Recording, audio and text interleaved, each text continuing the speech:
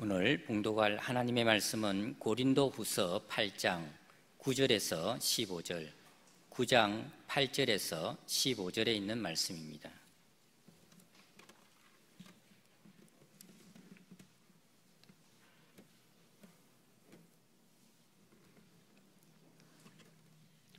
하나님의 말씀입니다. 우리 주 예수 그리스도의 은혜를 너희가 알거니와 부요하신 이로써 너희를 위하여 가난하게 되심은 그의 가난함으로 말미암아 너희를 부요하게 하려 하심이라. 이 일에 관하여 나의 뜻을 알리노니 이 일은 너희에게 유익함이라. 너희가 1년 전에 행하기를 먼저 시작할 뿐 아니라 원하기도 하였은즉 이제는 하던 일을 성취할지니 마음에 원하던 것과 같이 완성하되 있는 대로 하라. 할 마음만 있으면 있는 대로 받으실 터이요 없는 것은 받지 아니하시리라. 이는 다른 사람들은 평안하게 하고 너희는 곤고하게 하려는 것이 아니요 균등하게 하려 함이니 이제 너희의 넉넉한 것으로 그들의 부족한 것을 보충함은 후에 그들의 넉넉한 것으로 너희의 부족한 것을 보충하여 균등하게 하려 함이라. 기록된 것과 같이 많이 거둔 자도 남지 아니하였고 적게 거둔 자도 모자라지 아니하였느니라. 8절. 하나님이 능히 모든 은혜를 너희에게 넘치게 하시나니 이는 너희로 모든 일에 항상 모든 것이 넉넉하여 모든 착한 일을 넘치게 하게 하려 하심이라. 기록된 바 그가 흩어 가난한 자들에게 주었으니 그의 의가 영원토록 있느니라 함과 같으니라. 심는 자에게 씨와 먹을 양식을 주시는 이가 너희 심을 것을 주사 풍성하게 하시고 너희 의의 열매를 더하게 하시리니 너희가 모든 일에 넉넉하여 너그럽게 연보를 함은 그들이 우리로 말미암아 하나님께 감사하게 하는 것이라. 이 봉사의 직무가 성도들의 부족한 것을 보충할 뿐 아니라 사람들이 하나님께 드리는 많은 감사로 말미암아 넘쳤느니라. 이 직무로 증거를 삼아 너희가 그리스도의 복음을 진실이 믿고 복종하는 것과 그들과 모든 사람을 섬기는 너희의 후한 연보로 말미암아 하나님께 영광을 돌리고 또 그들이 너희를 위하여 간구하며 하나님이 너희에게 주신 지극한 은혜로 말미암아 너희를 사모하느니라. 말할 수 없는 그의 은사로 말미암아 하나님께 감사하노라. 아멘. 할렐루야. 오늘 본문은 바울이 고린도 교회 성도들에게 흉년으로 어려움을 당하고 있는 예루살렘 교회 성도들을 위해 연보, 헌금을 하라고 권면하는 내용을 기록하고 있습니다. 고린도는 상당히 상업도시로 대체적으로 경제적인 풍요로움이 있었던 반면에 예루살렘은 흉년이 들어서 굉장히 많은 어려움 속에 있었던 것입니다. 오늘 본문 9장 11절에 보면 너희가 모든 일에 넉넉하여 너그럽게 연보를 함은 그들이 우리로 말미암아 하나님께 감사하게 하는 것이다 라고 말하고 있습니다. 연보란 말을 우리가 잘 쓰지는 않는데요, 연보란 말은 이게 버릴 연자에 도울 보자, 그러니까 내가 가지고 있는 것을 기꺼이 주어서 다른 사람을 돕는다. 오늘날로 표현하면 헌금 혹은 구제 헌금을 의미하는 것으로 그렇게 이해하시면 되겠습니다.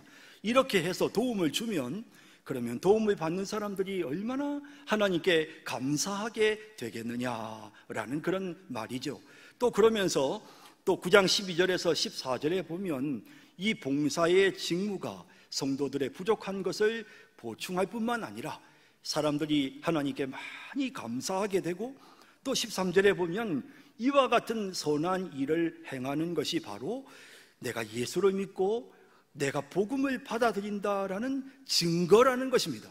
또 이렇게 함으로써 하나님께 영광이 돌아가게 되고, 그리고 14절에 보면 이런 도움을 받은 성도들이 도움을 준 성도들을 위해서 간절하게 하나님 앞에 기도하게 되고, 그러면서 서로 사랑으로 하나 되게 되는 것이다 라는 것이죠. 그래서 이제 이런 부분들을 강조하면서 바울이 고린도 교회 성도들에게 어려움을 겪고 있는 예루살렘 성도들을 도우라 라고 그렇게 요청하는 내용이 본문에 기록되어 있는 것입니다. 그렇지만 좀 부유하다고 해서, 조금 재정적인 여유가 있다고 해서 가난한 사람들을 돕고 가난한 사람들을 물질로 채워주고 하는 일이 항상 좋은 것만은 아니라는 생각이 드는 것입니다. 오히려 베푸는 사람을 교만에 빠지게 만들 수도 있고, 또 도움을 받는 가난한 사람들의 입장에서는 더욱더 의존적이 될 수도 있는 것입니다. 의도는 좋지만 도움을 받는데 자꾸 익숙해지다 보면 자립심이 꺾이게 되고 게으른 상태에 안주하게 되는 그런 부정적인 결과가 나타날 수도 있는 것입니다. 여러분 생각해 보십시오.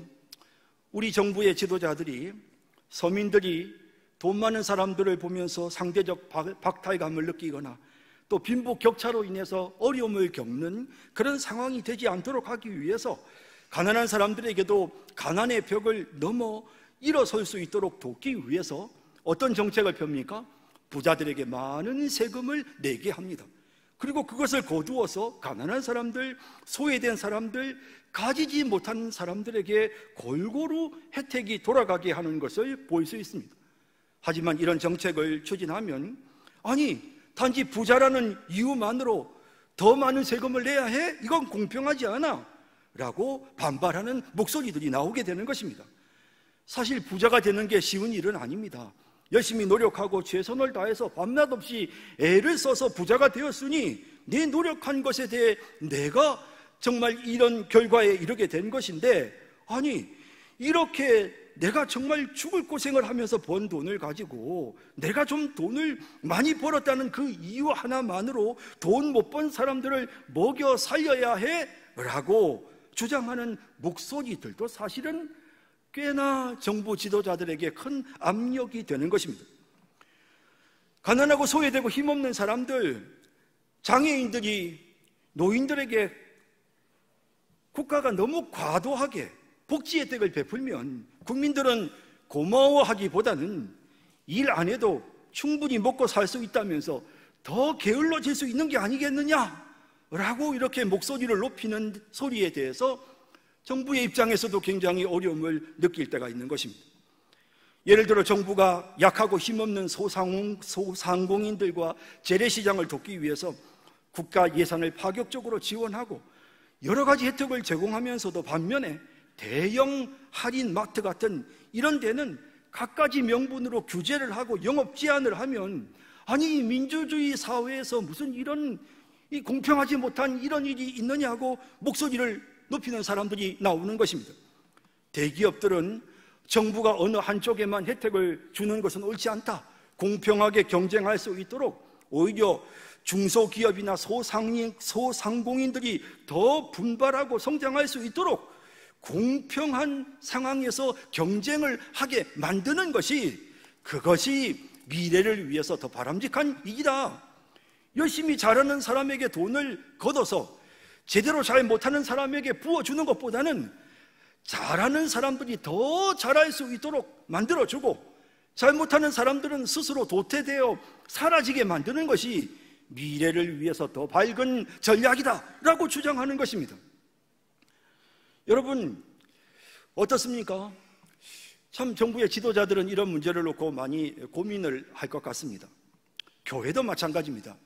최근 분당 우리 교회가 작은 교회, 중소교회 성도들이 대형 교회로 자꾸만 몰려가니까 작은 교회는 점점 약해지고 대형 교회는 점점 커져서 교인들을 제대로 수용할 수도 없는 이런 상태가 되는 것은 옳지 않다라고 비판하면서 이 교회가 과감하게 결단을 하고 10년 전부터 준비해서 교회를 쪼갰습니다. 29개 교회를 개척하고 그 분당 우리 교회 성도들 중에 1만 명 성도들을 파송했습니다. 교인들이 개척교회로 안 가려고 머뭇거리니까 이 찬스 목사님이 성도들에게 막 압력을 가합니다. 만약에 2022년 11월까지 분당 우리 교회 출석 교인이 5,000명 이하로 줄지 않으면 자기가 책임을 지고 이 교회를 사임하겠다라고 하니까 막 울며 겨자 먹기식으로 교인들이 이제 떠나는 것입니다.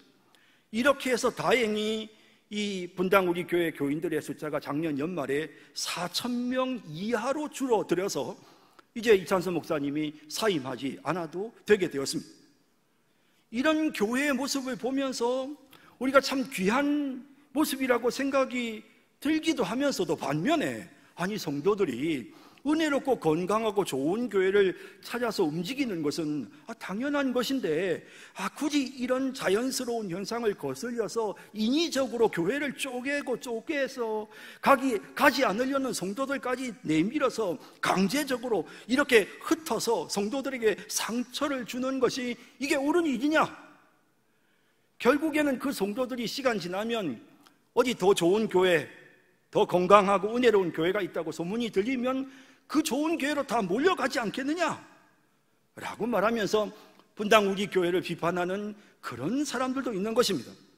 부흥하는 교회는 다 그럴 만한 이유가 있는 것이고 성장하지 못하는 교회도 역시 그 나름의 이유가 있으니 건강하지 못해서 약해진 교회는 그냥 스스로 소멸하고 도태되게 둬버리고 건강하고 은혜로운 교회가 사람들이 더 많이 모여져서 그 교회를 통해서 많은 성도들이 온전한 신앙생활을 할 수 있게끔 하는 것이 미래를 위해서 더 바람직하다라고 주장하는 목소리들이 높은 것입니다. 여러분 생각은 어떻습니까? 여러분이 정부의 지도자라면 돈을 많이 버는 사람에게서 세금을 많이 거두어서 가지지 못하는 사람들에게 혜택을 주는 이와 같은 정책을 여러분 펴시겠습니까? 이렇게 하면 미래를 위해서 도움이 될까요? 여러분, 참 어려운 부분인 것 같습니다. 자, 우리는 무엇보다도 성경이 이런 부분에 대해서 무엇이라고 말씀하시는지를 명확히 이해해야 합니다. 여러분, 앞서 말씀드린 것처럼 바울은 고린도 교회 성도들에게 흉년을 당해 어려움을 겪고 있는 예루살렘 성도들을 위해 구제 헌금을 하도록 촉구하고 있습니다. 그러면서 분명하게 말합니다. 경제적인 여유가 있는 성도들이 가난한 성도들을 위해서 그들의 그 부족한 부분들을 보충하고 채우는 것이 하나님의 뜻이라고 분명히 말하는 것입니다. 그러면서 오늘 우리가 읽은 이 본문에는 가진 사람이 가지지 못한 사람을 도와야 되는 이유에 대해서도 아주 명확하게 말씀하고 있습니다. 이제 본문을 살펴보면서 가진 사람이 가지지 못한 사람을 도와야만 하는 이유가 도대체 무엇인지를 생각해 보겠습니다. 첫째는 모두 균등하게 되는 것이 하나님의 뜻입니다. 8장 13절 14절에 보면 이는 다른 사람들은 평안하게 하고 너희는 곤고하게 하려는 것이 아니요 균등하게 하려 함이니 이제 너희의 넉넉한 것으로 그들의 부족한 것을 보충함은 후에 그들이 넉넉한 것으로 너희의 부족한 것을 보충하여 균등하게 하려 함이라 라고 말씀하고 있는 것입니다. 조금이라도 넉넉한 사람들이, 여유가 있는 사람들이 부족한 사람들의 그 부족한 부분들을 채워주는 것입니다. 그래서 누가 되었든 오늘은 내가 좀 부유할 수 있고 내일은 내가 좀 더 부족할 수 있습니다. 어찌 되었든지 간에 조금이라도 더 부유한 사람이 조금이라도 부족한 사람을 채워주어서 함께 더불어 잘 사는 것, 함께 더불어 행복해지는 것, 이것이 바로 하나님의 뜻이다 라고 그렇게 성경에 분명하게 말씀하고 있는 것입니다. 그러므로 정부가 부자들에게서 많은 세금을 거두어서 가지지 못한 사람들에게 혜택을 주고 나누어 주는 이 재분배의 원칙은 성경의 가르침에 입각한 것이다 라고 말할 수 있는 것입니다.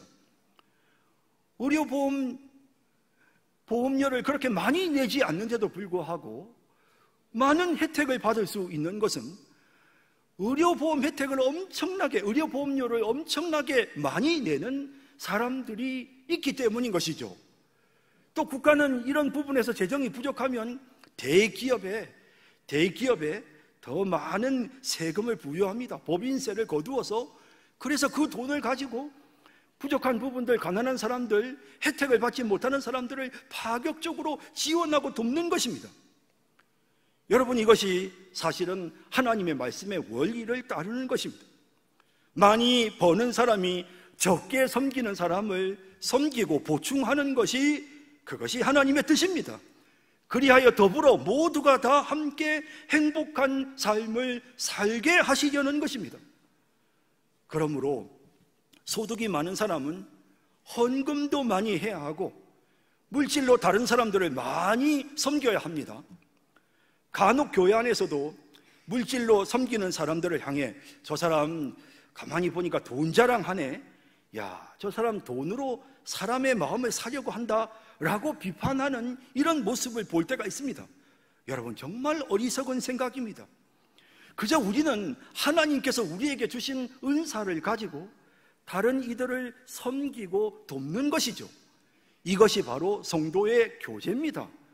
내게 주신 은사가 물질이면 그것을 가지고 가지지 못한 사람들을 섬기고 돕는 것이고요, 내게 주신 은사가 기도면 기도하지 못하는 사람들을 위해서 기도해 주는 것이고요, 내게 주신 은사가 가르치는 은사면 배우고자 하는 사람에게 기꺼이 가르치는 일을 해야 하는 것입니다.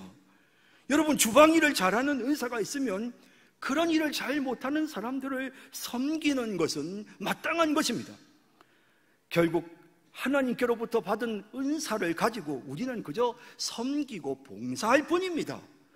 그러니 그렇게 섬기는 사람을 보고 우리가 돈 자랑을 한다, 잘난 체 한다, 이렇게 보는 것은 절대로 옳지 않은 것입니다.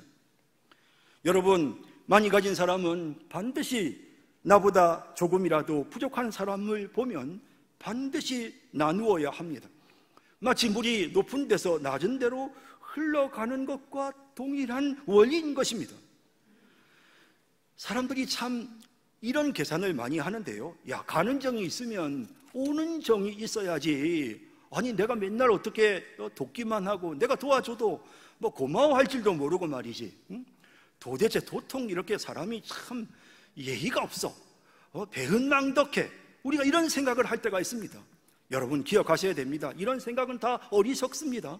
하나님이 내게 넉넉하게 주신 것은 부족한 사람에게 채워주라는 하나님의 사인일 뿐입니다. 받은 사람이 준 사람에게 답례를 해야 되는 게 아닙니다. 반면에 내가 부족해서 도움을 받았었는데 어느 순간부터 내가 조금씩 여유가 생기기 시작합니다. 그러면 그 사람은 또 다른 사람을 도와야 하는 것입니다. 그것이 그냥 하나님 나라의 원리입니다. 형님 먼저 아우 먼저 하면서 내가 이번에 너 도왔으니 다음에는 네가 나 돕고, 이번에는 내가 밥 샀으니 다음에는 네가 사고, 그거 아닙니다. 하나님 나라의 원리는 조금이라도 더 여유 있는 사람이 그렇지 못하는 사람들을 돕고 섬기는 것입니다. 언젠가 상황이 역전될 수도 있는 것이고요, 내가 도와준 그 사람이 자기보다 더 어려운 사람을 만나면 그 사람도 또 그 다른 사람을 돕게 되는 것입니다. 이것이 바로 하나님 나라의 원리인 것입니다. 나만 누리고 사는 것이 아니고 모두가 함께 누리면서 섬기며 살기를 하나님이 원하십니다. 그러므로 여러분들이 조금이라도 더 가졌다면 부족한 사람들을 돕고 그 부족한 부분들을 채우시는 그런 우리 성도님들이 다 되시기를 진심으로 바랍니다. 가진 사람이 가지지 못한 사람을 도와야 하는 두 번째 이유는 예수님이 본을 보여주셨기 때문입니다. 여러분, 우리는 예수님의 모습을 본받아야 하는데요, 예수님의 모습을 오늘 보면 8장 9절에 이렇게 말씀하십니다. 우리 주 예수 그리스도의 은혜를 너희가 알거니와 부요하신 이로서 너희를 위하여 가난하게 되심은 그의 가난함으로 말미암아 너희를 부요하게 하려 하심이라 라고 말씀하고 있습니다. 전능하신 하나님이 연약한 인간의 몸을 입고 이 땅에 오셔서 우리 대신 십자가에 못 박혀 죽어주셨습니다. 지옥의 고통을 당하셨습니다. 그리고 지옥의 형벌을 받아 마땅했던 우리를 영원한 하나님 나라 천국에 들어가게 하시고 하나님의 자녀가 되는 특권을 우리에게 허락해 주셨습니다. 이렇게 높은 자리에서 낮아지셔서 낮은 우리를 높은 데로 올려놓으셨던 그 예수님의 모습을 생각한다면 그저 내가 갖고 있는 조금 더 내가 더 많이 가진 것을 가지고 다른 사람들을 섬기고 돕는 것은 너무도 쉬운 일이고 그것은 너무도 당연한 일인 것입니다. 그런데 이런 당연한 일을 하는데도 하나님은 얼마나 우리를 사랑하시는지 그 당연한 일에 하나님 보상하십니다. 여러분, 예수님도 마찬가지이지 않습니까? 빌립보서 2장 6절 이하에 보면 하나님의 본체셨던 예수님께서 자기를 비어서 인간의 모습으로 종의 형체로 이 땅에 오셔서 자기를 낮추시고 죽기까지 복종하셨습니다. 그래서 9절에 보면 이러므로 하나님이 그를 지극히 높이셨다라고 말씀하시는 내용을 보게 되는 것입니다. 이렇게 우리 주님이 스스로를 낮추셨을 때 하나님께서 우리 주님을 지극히 높이시는 것을 보게 되는 것입니다. 이와 같이 우리가 우리의 가진 것을 가지고 가지지 못한 사람들을 섬기면 하나님께서 그것을 귀하게 보시고 그를 높이시는 것입니다. 그래서 오늘 본문 9장 9절에 보면 기록된 바 그가 흩어 가난한 자들에게 주었으니 그의 의가 영원토록 있느니라 함과 같으니라. 그 의를 하나님이 영원토록 기억하신다는 것입니다. 지극히 작은 자 하나에게 한 것이 내게 한 것이라고 주님께서 말씀하시고 정말 우리의 그 작은 섬김을 기억하시고 하늘의 해와 같이 빛나게 하시며 우리에게 하늘의 상급을 채워주시는 것입니다. 여러분, 생각해 보십시오. 참 우리가 이렇게 섬기면 그것이 참 기쁨이 됩니다. 우리가 누군가에게 도움을 받으면요, 뭐 그 금액이 얼마인 것을 떠나서 그 마음이 느껴지지 않습니까? 참 감사합니다, 고맙습니다. 그 마음이 느껴져서 행복해집니다. 여러분, 저는 식당에서 이렇게 우리 교회 식당에서 밥을 먹으면 참 우리 주방의 식사가 얼마나 맛있습니까? 우리 주방에서 일하시는 분들이 너무너무 참 하나님이 특별한 은사를 받으신 분들이에요. 그래서 이분들이 음식을 맛있게 만들어 주시면 그 음식을 먹으면서 어떻습니까? 감사가 넘칩니다. 그리고 그 일을 하시는 분들에게 정말 그분들을 위해 기도하는 마음이 생기고 그분들을 더 사랑하게 되는 것입니다. 그리하여 하나님께 영광이 돌아가는 것입니다.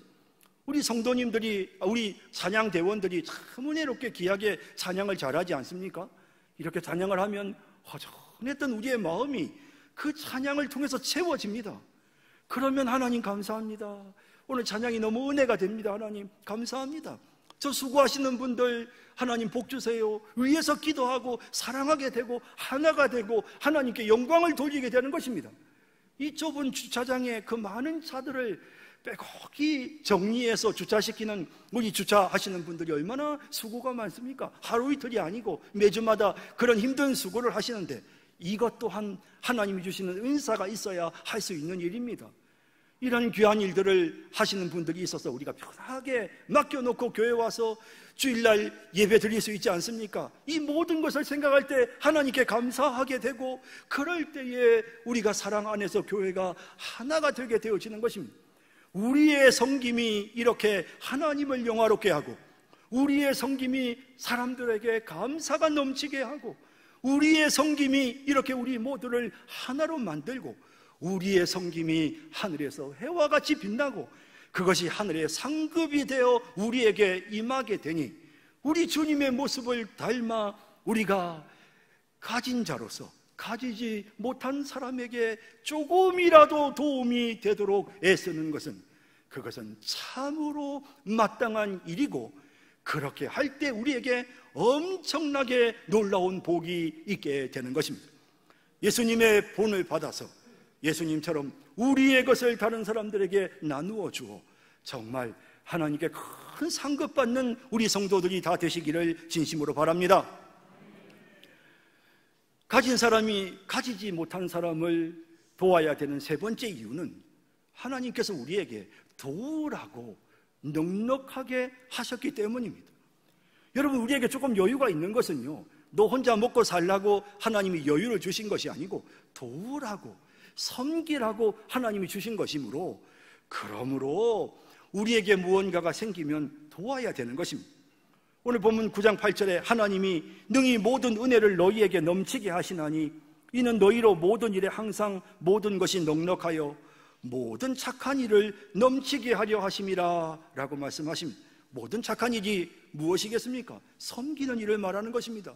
다른 사람들을 도와주고 다른 사람들의 부족한 부분을 채워주는 것을 말합니다.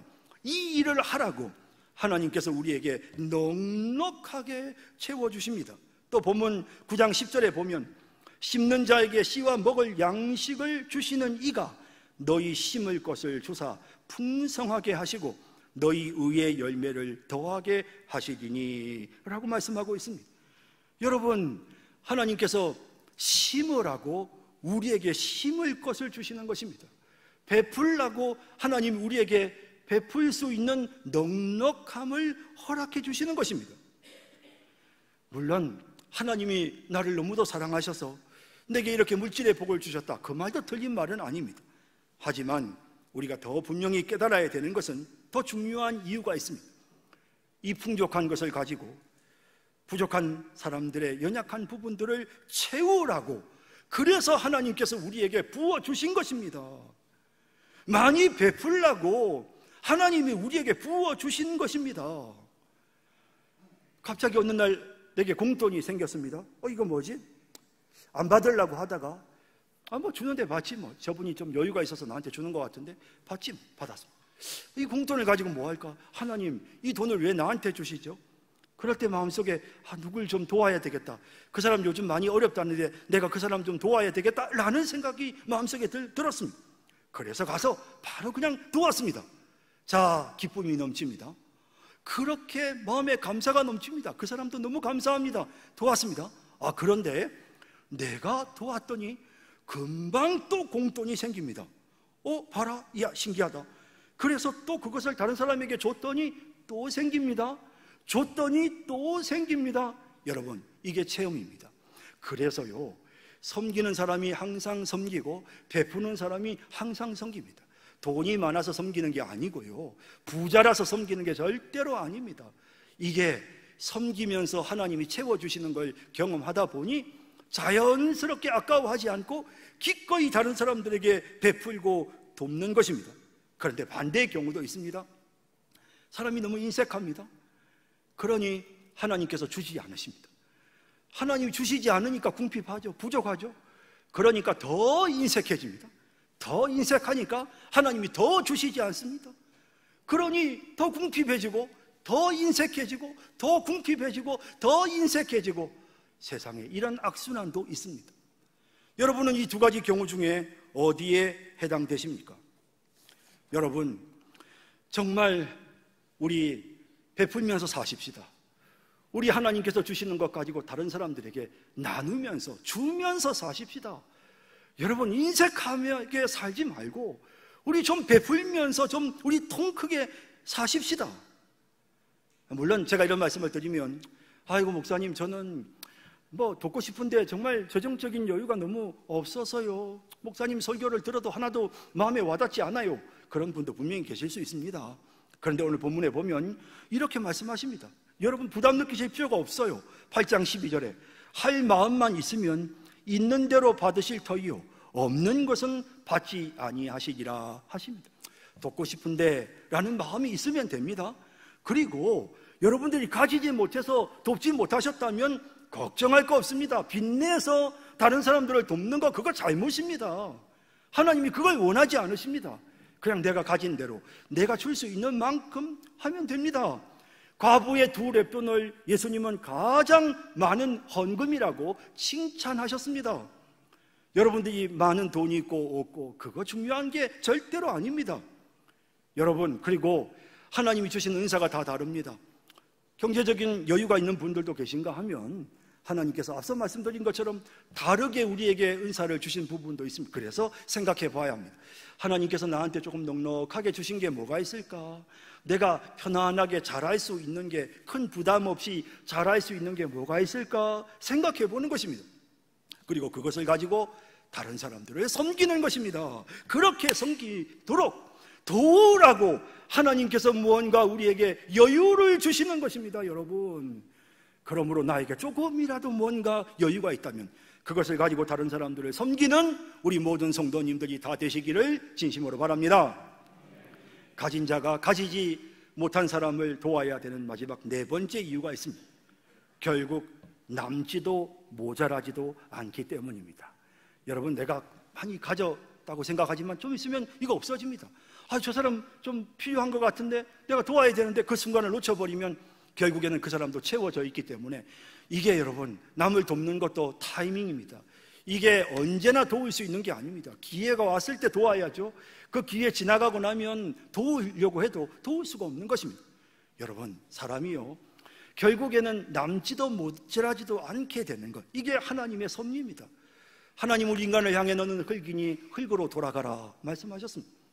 자연스럽게 자연과 동화되는 것, 그래서 모두가 다 이렇게 평균이 되는 것, 모두가 다 누가 더 낫고 높고 이런 게 없이 다 평준화되는 것, 이것이 우리 인생의 기본적인 원리입니다, 여러분.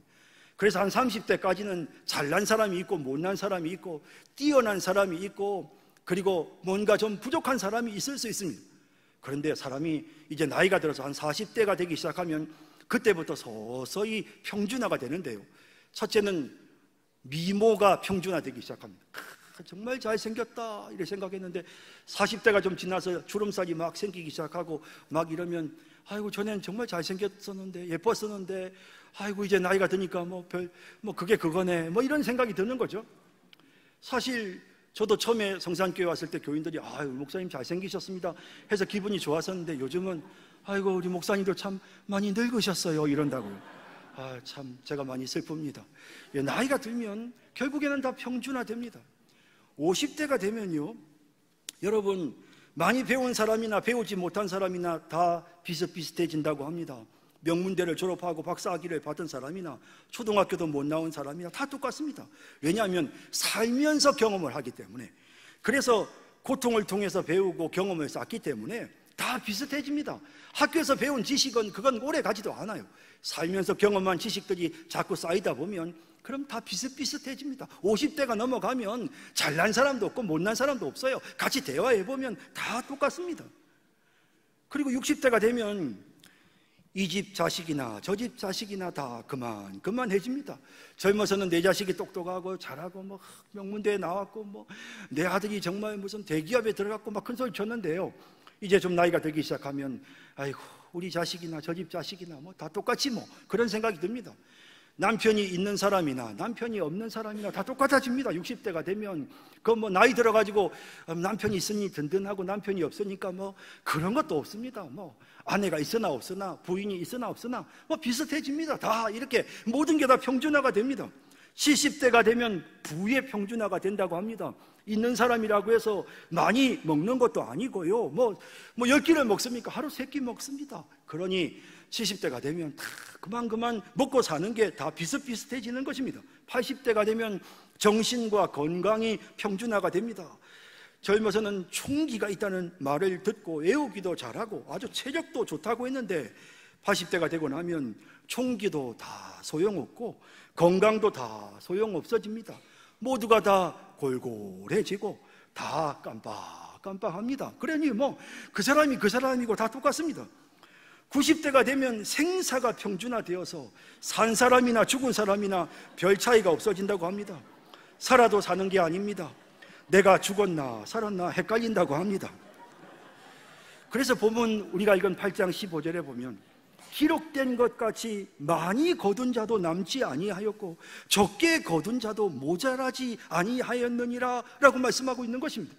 이스라엘 백성들이 광야에 가서 만나를 거두었는데 어떤 사람은 욕심을 내서 많이 거두고 어떤 사람은 그냥 조금만 거두었습니다. 그런데 집에 돌아와서 장막에 돌아와서 이걸 측량을 해보니까 모두가 다 한 오매씩 하루 먹을 양식만 딱 들어가 있는 것입니다. 그리고 이걸 좀 남겨두고 싶어서 저장을 해두면 결국에는 벌레가 생기고 냄새가 나서 버리게 되는 것입니다. 아무리 많이 가지고 있어도 시간이 지나면 쓸모 없어지는 것입니다. 여러분, 우리가 자주 그런 말 하지 않습니까? 아끼면 똥 된다 그런 말 합니다. 맞는 말입니다. 여러분 정말 그렇습니다. 아이고 내 그 돈 다 어디 갔을까? 내가 젊었을 때 돈 많이 벌었으면 다 어디 갔을까? 나이 들면 다 그냥 다 없어져 버리고요. 그리고 아이고, 내가 어떻게 살까라고 걱정했던 사람도 산입에 거미줄 치자라는 속담처럼 아무리 살기 어려워도 누구나 그럭저럭 먹고 살기 마련인 것입니다. 이것이 다 하나님의 창조의 원리입니다. 여러분, 그래서 말이죠, 여러분, 내가 지금 좀 여유가 있을 때 이때 우리가 베풀지 않으면 그러면 여러분 그거 다 없어집니다. 이거 내가 써보지도 못하고 그냥 죽습니다. 여러분, 내가 여유 있을 때 도울 수 있어야 합니다. 그런가 하면 그 도움을 원하는 그 사람도요, 하나님께서 얼마나 자비로우신지요, 그 사람도 하나님 모자라지 않고 다른 사람들을 통해서, 다른 여건들을 통해서 채우십니다. 그 사람이 어렵다고 손 내밀 때 내가 도와줘야지, 그 순간이 지나고 나면 여러분 돕고 싶어도 도울 수도 없어요. 이게 인생의 원리입니다. 그러니 기회가 있을 때 도와야 합니다.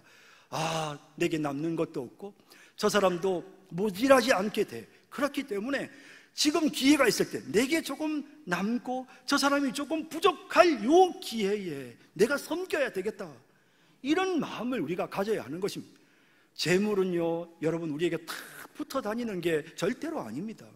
디모데전서 6장 17절에 보면 세상 재물은 정함이 없다고 말씀합니다. 내가 이 세대에서 부한 자들을 명하여 마음을 높이지 말고 정함이 없는 재물에 소망을 두지 말고 오직 우리에게 모든 것을 구히 주사 누리게 하시는 하나님께 두며 선을 행하고 선한 사업을 많이 하고 나누어 주기를 좋아하며 너그러운 자가 되게 하라. 이것이 장래에 자기를 위하여 좋은 터를 쌓아 참된 생명을 취하는 것이니라 라고 말씀하고 있는 것입니다.